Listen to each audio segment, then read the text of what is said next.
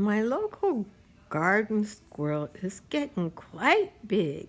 So happy. He's surviving well. He sees me looking at him, so he froze. The second crop of beans is growing up underneath the corn. My corn is about 8 foot tall now, and I just planted these beans underneath. You really can't plant beans in the full sun in July in Southern California, maybe some other place, but here it's a shade plant now. And when the corn dies, you know, then the leaves go back, then the beans will be in good sun for the fall. These beans will produce well. I'm hoping they produce through the holiday season. Well, this is a summer mustard green, and as you can see, this bad boy is about to go to seed, so it will shed all these leaves, and I am going to eat them.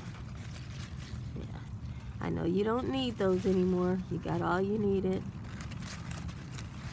but I'll like them. So I think that's all it was on there. I want to make sure I get them all. Yeah, that's it.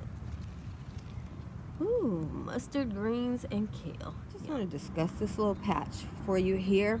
They are growing in kind of shady area. These are chicories, and by them being in this little bit of shade from the corn on one side, the lemon tree on the other, and the house on the other, they are a little less bitter than they normally would be. So I can enjoy a few of these in my mixed green pot too. This one here, I have to be careful because, you know, corn is very tender. It will knock over. So I'm just gonna grab a couple of these leaves because this one here is the most tender of the ones I have. This endive is the most tender.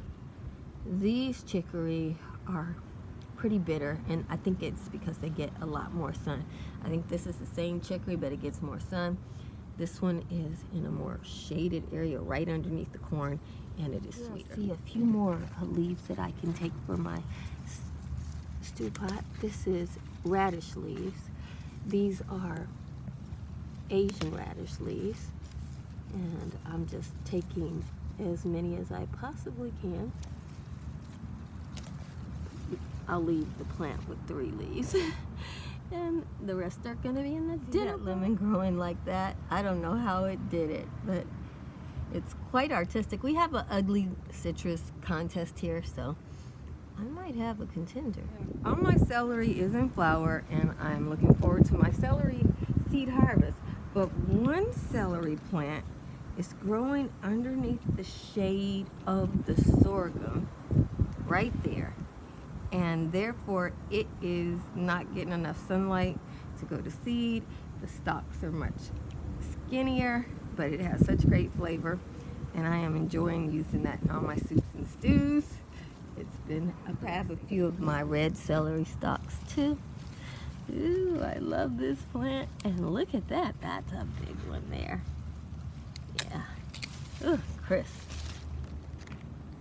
Yeah, season the food. Oh, this smells like such beautiful perfume.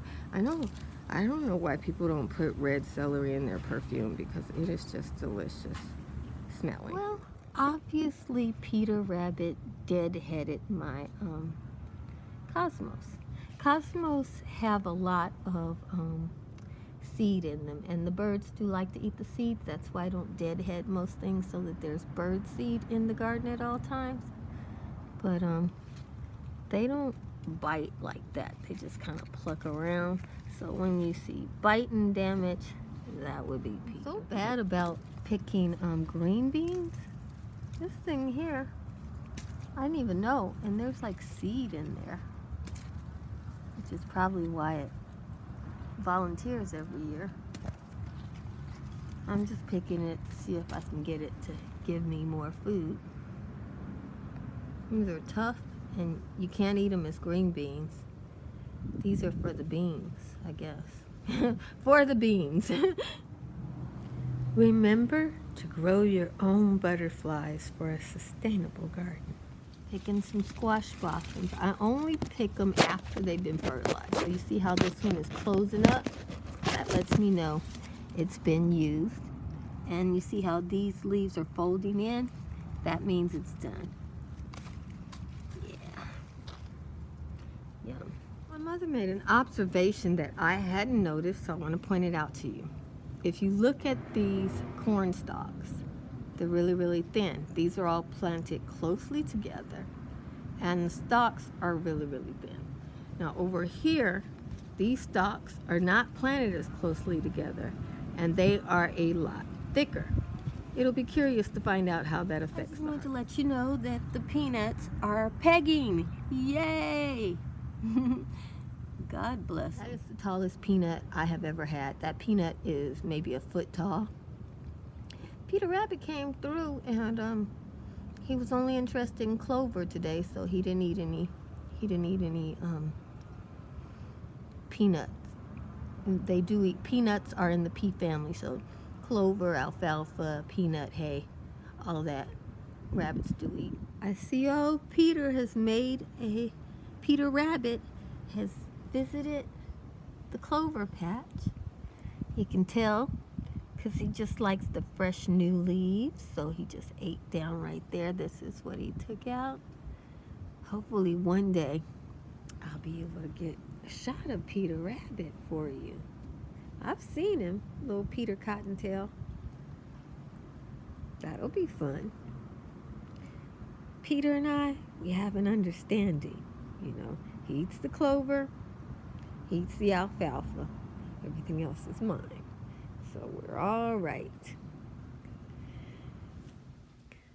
Dip your squash blossoms in an egg batter, and then dip that batter in cornmeal.